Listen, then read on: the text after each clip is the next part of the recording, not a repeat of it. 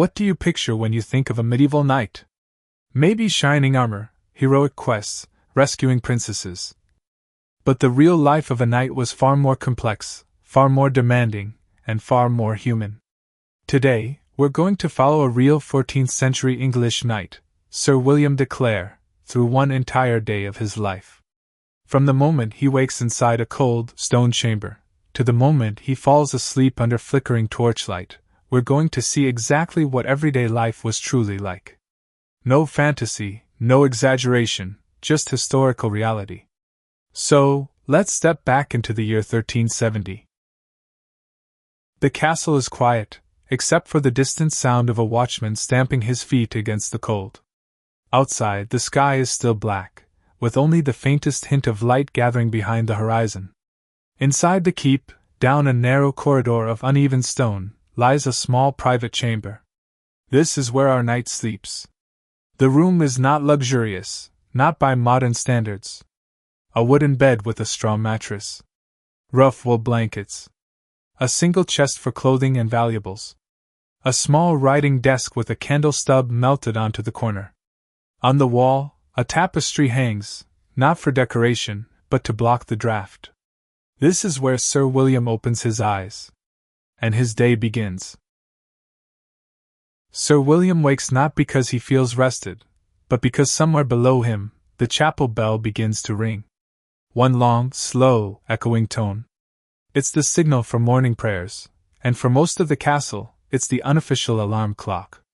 There are no curtains, no shutters, and the early dawn light creeping through the window slit adds a cold, silvery glow to the room. He swings his legs out of bed, feet touching the chilled stone floor. Before he says a word, before he even washes, he kneels beside his bed. Prayer comes first. Knights in the 14th century were expected to be devout Christians. Their code of chivalry emphasized not just bravery and loyalty, but piety. Whether every knight followed this sincerely or not varied, but Sir William makes an effort. He quietly murmurs the Lord's Prayer, then a short psalm he has memorized. As he prays, we hear soft footsteps outside, his servant approaching with a jug of water. The door opens with a faint creak. A young man, half asleep, enters carrying a metal basin and a folded towel. "Good morning, sir," he whispers. Sir William nods, finishing his prayer. He washes with the cold water, splashing his face, rubbing his hands, waking his senses. Medieval people did not bathe every day, but washing the face and hands was common. As he dresses, his squire arrives, a boy of 15. The squire bows slightly, then prepares the knight's belt, tunic, and boots. They speak briefly about the weather, the condition of the horses, and a message delivered late last night from a neighboring lord requesting a meeting within the week. Even in peace, responsibilities never sleep. Breakfast in medieval times was more of a formality rather than a meal. Sir William eats at a small table, a slice of dark rye bread, a small piece of cheese, and a cup of watered ale. Breakfast wasn't considered important in this period. Lunch, called dinner, was the main meal of the day. As he eats, the castle slowly comes alive around him, with the sound of servants hauling buckets of water, kitchen workers stoking fires, guards changing shifts, stable hands feeding the horses, and a distant clatter of pots from the kitchens. When he finishes, his squire laces up his padded gambeson, the quilted underarmor layer, because today is a training day. And training days are not easy. The castle yard is cold and damp. Fog still clings to the edges of the field where knights and squires train. Sir William stretches his shoulders, cracks his neck, and takes up a wooden practice sword called a waster. This thing is heavier than it looks, meant to build strength and stamina. Training begins with drills, forward strikes, diagonal cuts, shield blocks, footwork patterns, stance transitions, and defensive parries. His squire practices alongside him, though at a respectful distance. The sound of wood hitting wood echoes across the courtyard, and they spend hours training. After sword drills comes wrestling, a crucial part of medieval combat. Knights needed to know how to grapple, throw opponents, and break holds. Many battles ended in close quarters where a sword was useless. Sir William grips another knight in training and practices hip throws, pinning techniques, and grappling stances. They fall into the mud again and again. By the time he rises, his gambeson is soaked with sweat. Then, the poleaxe. A favorite of 14th century knights, this weapon is devastating. It has an axe blade, a hammer head, a spike on top, and often a hook on the back. This weapon is perfect for fighting men in armor. Sir William practices striking wooden posts, splintering pieces off them as he delivers repeated blows. Each swing requires full body strength. Each hit echoes. Today's training ends with sparring, controlled, but intense.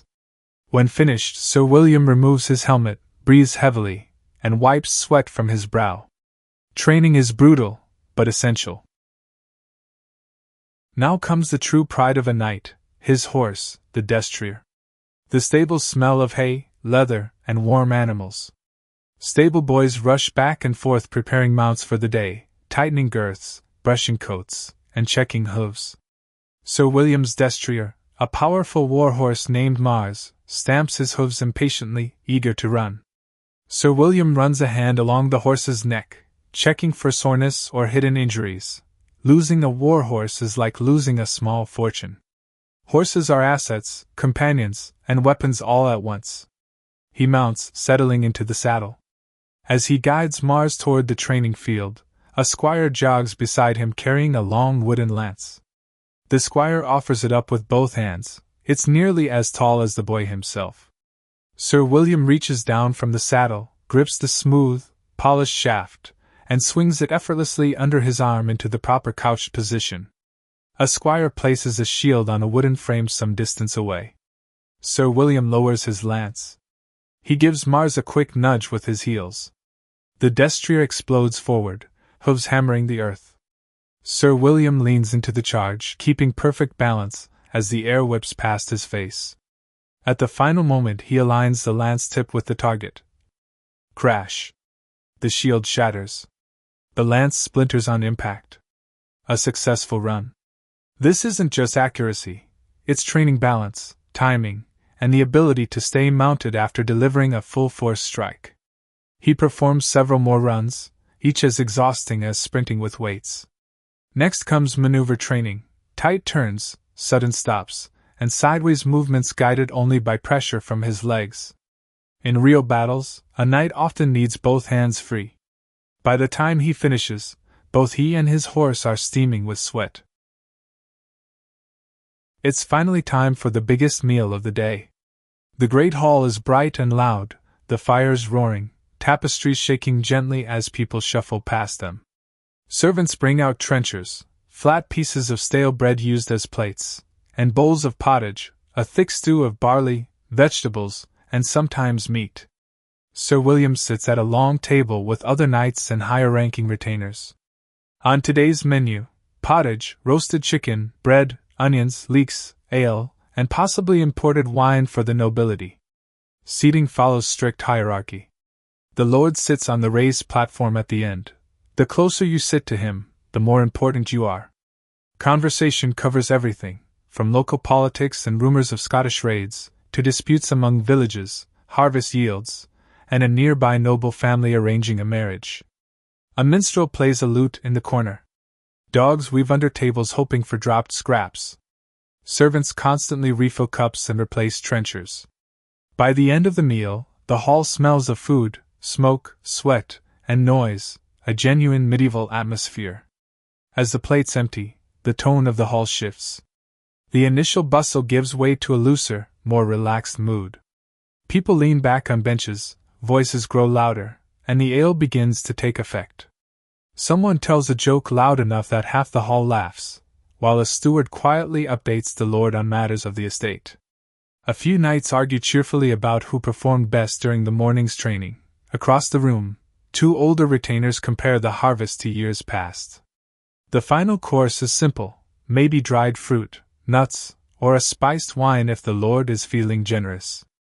Servants sweep through the hall collecting the used trenchers. Some will be fed to the castle's pigs. Others, soaked through with meat juices, will be given to the poor at the gate. As people rise from the tables, The great hall echoes with the scraping of benches, barking dogs, and the steady rhythm of servants preparing for the evening. The fires are stoked again, the high windows let in slanted afternoon sunlight, and the castle begins its slow shift toward the quieter, more administrative part of the day.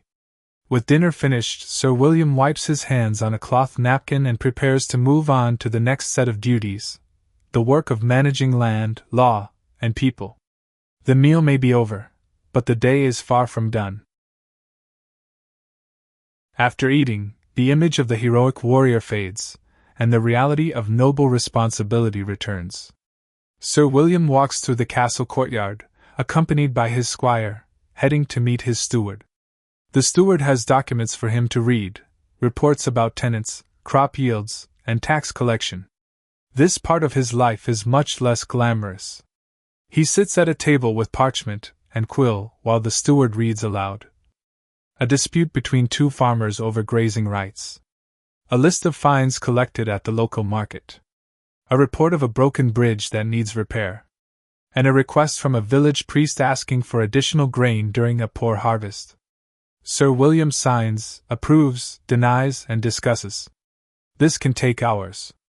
Then he walks with the castle's master mason to inspect a damaged portion of the wall. The winter storms have loosened stones, and repairs will be expensive. Being a knight is as much about management as warfare.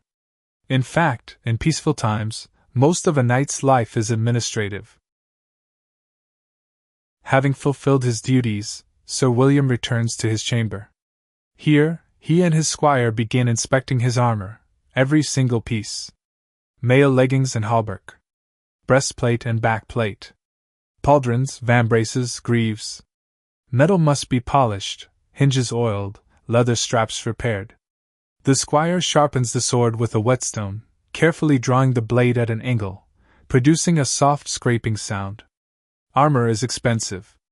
Neglecting it could be fatal. Even after a peaceful day, this ritual is essential. If daylight remains, Sir William may join a small hunting party. The forest outside the castle is alive with the sounds of birds, wind, and rustling leaves. Hunting trains skills that matter in battle, patience, accuracy, and awareness of surroundings. Sometimes he brings a falcon. The bird sits on his gloved hand, its sharp eyes scanning the undergrowth. A quick gesture, and it takes off, soaring above the trees. On a good hunt, they may return with rabbits, pheasants, a deer, or game birds. These often end up at supper. Back inside, Sir William washes up and goes to the great hall for a lighter evening meal. Tonight they eat bread, leftover meat, and fresh fruit from the castle orchard. After supper, the hall becomes a social hub. Knights gather for chess, storytelling, or music. Servants bring candles to every table. Laughter echoes off the stone walls. Sir William enjoys a quiet game of chess with a fellow knight, discussing news from other parts of the kingdom, rumors of political tension, new taxes, and the movements of the king's armies.